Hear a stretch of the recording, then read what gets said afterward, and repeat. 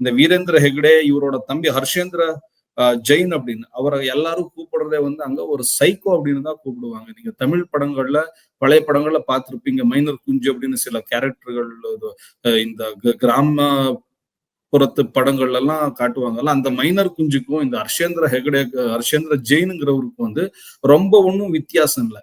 அவருக்கு அப்புறம் அவரோட பசங்க 2 பேர் இருக்காங்க. அதுல ஒருத்தன் மெயினா நிಶ್ಚல் ஜெயின் அப்படின்னு அவனும் அவன் கூட்டாளிங்க 4 பேர் ஃப்ரெண்ட்ஸும் சேர்ந்து நடத்திருக்கிற கொடூரமான ஹிஸ்டரிய ஒன்னொன்னு கேஸ் பை கேஸ் நீங்க படிச்சீங்கன்னா கண்ணுல தண்ணி இல்ல சார், ரத்தம் வரும். அத்தனை கொலைகள் நடந்திருக்கு இந்த கடந்த 40 வருஷத்துல.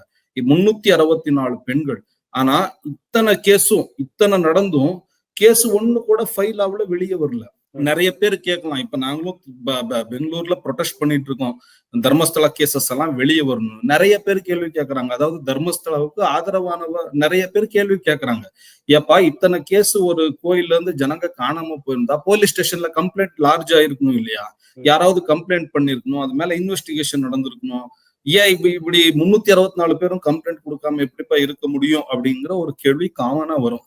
ஆனா அந்த கோயில் இந்த தாலுக்குல இருக்குன்னா பெல்தங்கடிங்கிற ஒரு தாலுக்கு. அந்த பெல்தங்கடி லோக்கல் போலீஸ் ஸ்டேஷன்ல போய் காணாம போனவங்களோட பேரண்டோ அவங்க சொந்தக்காரரோ போய் கேஸ் கொடுத்தா அந்த போலீஸ் இது வரைக்கும் கேஸ் எடுத்துக்கிட்ட ஹிஸ்டரியே இல்லை சார்.